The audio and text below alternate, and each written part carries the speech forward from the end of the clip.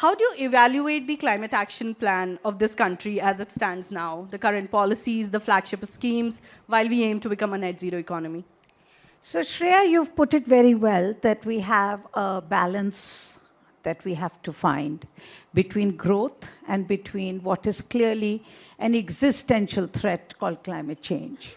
We are worst impacted. We are seeing our data is showing that we are talking about one extreme weather event a day in India. And that's hugely devastating, particularly for the poor, the farmers, and it's breaking the backs of people, and we are losing the development dividend every time we have a crisis of floods, of drought, of water stress. Now, in my view, we need to make sure, and the government's strategy is to find a way ahead. And if you look at the plan that the government put forward, it essentially talked about not increasing investment in coal, but increasing investment in clean energy. Now, this is at a time when we need to double our energy consumption, and that's absolutely imperative. People like us are spoiled. We live in the luxury of air conditioning, of having lights 24/7, but you have vast numbers of people who are still in dire need for energy. It's a survival need. So we would be absolutely wrong in denying them the right to energy. The question becomes, how is that leapfrog possible?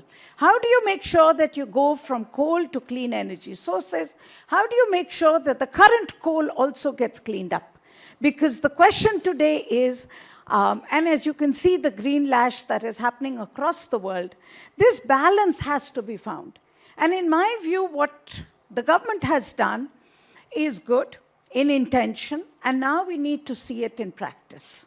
And when I talk about practice, I'm really talking about how do the standards that were set up by government for cleaning coal get enacted, get pushed in so that coal gets clean, the current coal plants do not emit local air pollution, and of course, we move towards cleaner sources of energy at a scale.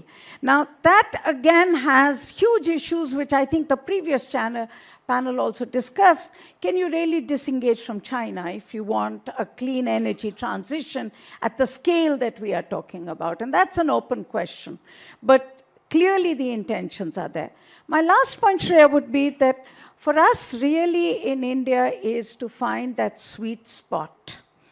We have to be able to understand that it is in our interest to be able to move as fast as possible for a cleaner, greener today and tomorrow. And this is not about climate change. This is about our right to breathe.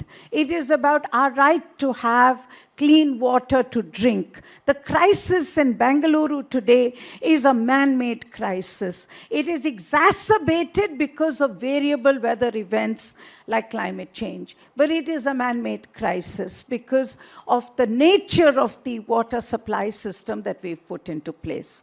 The crisis that we have in Delhi, where we cannot breathe for months in Delhi, is a man-made crisis. It is very much to do with having clean combustion in our industry, but it is also about how we will move people and not cars. And that's really the challenge that we have, to find those solutions, and those are in our best interest. So I do believe that the Government of India's plan and intention recognizes the nature of the challenge. What I would expect now is not just walking the talk, but running the talk.